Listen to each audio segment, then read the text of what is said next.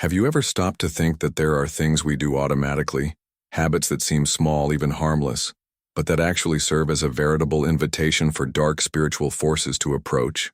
Have you ever felt as if something, or someone invisible, was watching you, as if a silent shadow were stalking your life without you knowing where it came from? Well, there are energies that don't need verbal permission to enter. They feed on the gaps we leave every day without realizing it. This is what we need to talk about now, because you may be repeating a pattern that not only drains your energy, but also attracts obsessives into your routine, your home, and even your spiritual body. Before continuing, leave a comment here saying, "I want to protect myself," and if you haven't yet subscribed to the channel, subscribe now, because it's crucial for us to continue unraveling the mysteries and hidden truths about spirituality and energies. You know that tiredness that just won't go away, even after resting. That feeling of being constantly drained as if your strength is being sucked away by something you can't see. It's not just stress or lack of sleep. There could be something else. Spiritual obsessors are like energetic parasites. They don't need to show themselves for you to notice their effects. They operate in the shadows, exploiting emotional, mental, and even physical weaknesses.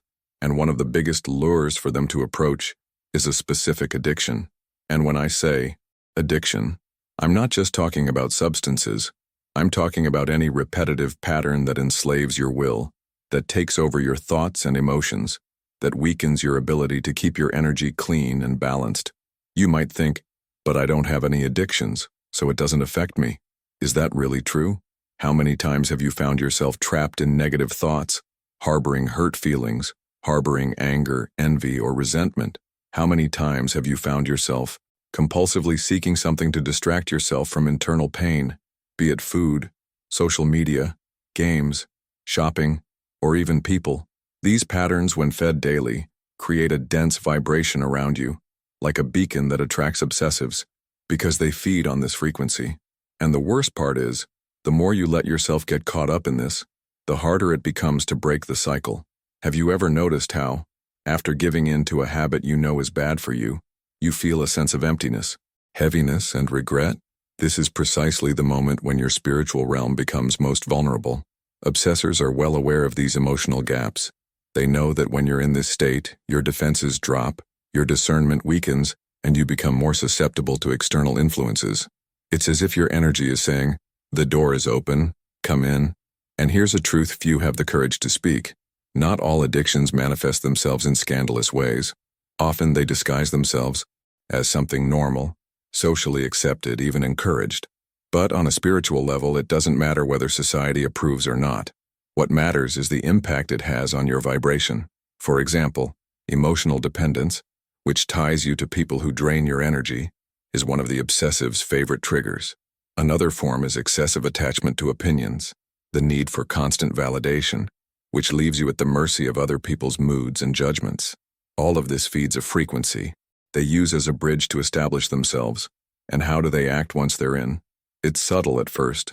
You start to feel more irritable, impatient, and discouraged. Small, everyday situations seem heavier than they really are. Your sleep becomes restless, with confusing dreams or recurring nightmares. Little by little, what once brought you pleasure loses its appeal, and pessimistic thoughts become more frequent. They don't need to make much noise. They just manipulate your energy until you sabotage yourself. You might be asking yourself now, but why me? The answer may lie in how you handle your emotions and daily choices. Obsessors have no power over someone whose energy is clear and strengthened, but we all, at some point, let our guard down. And it's precisely in these moments that the worst addiction, the one you've already normalized in your life, becomes the gateway. It doesn't matter if it's something you believe you can control whenever you want. On an energetic level, the simple fact that there's a repetitive pattern that weakens you is enough for them to approach. And don't think this is just a matter of willpower. We're talking about forces that know exactly how to touch the most sensitive parts of your soul. They know your pain, your traumas, your innermost fears. They don't just come knocking, they infiltrate through the cracks you've forgotten to repair. And when they realize an addiction can keep you trapped in that vibration for days, weeks, or even years, they move in as if that space were rightfully theirs. Now reflect with me. Could it be that what you consider a simple habit isn't actually the thread pulling all your energy down? Could it be that what you do repeatedly, even knowing it's not good for you, isn't exactly what's attracting and sustaining these presences in your life. It's often easier to blame the environment, other people, or even bad luck than to recognize that there's a behavior within us that's leaving the door open for this to happen. And here comes an essential point. It's not about blaming yourself, but about awakening. When you understand that there's a pattern that attracts obsessors, you begin to regain the power to close that door. The danger is living on autopilot, without realizing that every choice, every thought, and every emotion is feeding an energetic field that can be your ally or your enemy. In the next step of this conversation, we'll delve deeper into what this worst addiction really is, how it manifests, and most importantly, how to permanently sever this connection that's draining your spiritual life. Do you want me to continue now with the second part, explaining what this addiction is and how obsessors exploit it? Many people think that the obsessing spirit is invincible, that nothing can weaken it, but this is a lie it spreads to maintain control. The truth is that, however dark its presence, there are forces that make it retreat, move away, and even disappear. The obsessor thrives on gaps. It feeds on spiritual weakness, negative thoughts, accumulated anger, envy, and lack of vigilance.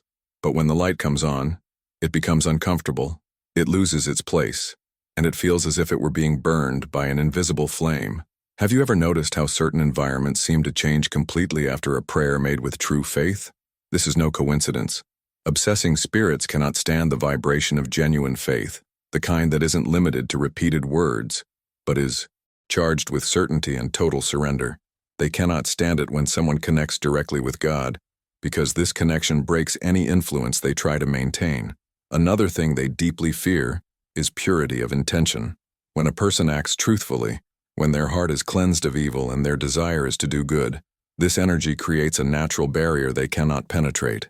The obsessor searches for cracks in the soul, seeks feelings that vibrate low to infiltrate, and when they find none, they are forced to retreat. It's as if your inner light is unbearable to them, a brightness that exposes their weakness and reveals that their strength is nothing more than an illusion sustained by fear. And here comes an important point. Obsessors hate spiritual courage. When you stand before them and show no fear, they lose the control they once had over your mind and emotions. Fear is the chain that binds them to you, and when you break that chain with trust in God, they are forced to seek another target. Have you ever wondered why, during moments of deep prayer or songs of praise, certain environments seem to get lighter? It's because these spiritual manifestations raise the frequency of the place, making it incompatible with the energy the obsessor carries. They also can't stand it when you forgive. Forgiveness is a blow that dismantles any negative spiritual work. The obsessor wants you to remain trapped in hurt, anger, and resentment because this makes your energy stagnant, heavy, and easy to manipulate. When you forgive, even if the pain is still in your chest, you cut an invisible cord that it used to feed on your weakness. Another point they fear is spiritual discipline. Obsessors know that a person who prays every day, who maintains solid spiritual habits, is like a fortress difficult to invade. They attack those who waver most, those who grow stronger one day and lose their way the next. But when they see consistency, they give up. And here's a secret few understand. Obsessors are also afraid of being exposed.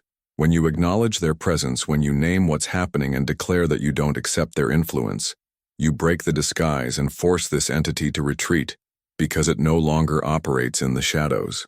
And perhaps most importantly of all, they fear true love. Love not just in the romantic sense, but spiritual love, the kind that looks at the other without judgment, that helps without expecting anything in return, that understands and welcomes. This energy is unbearable for them because it's the exact opposite of everything that fuels them.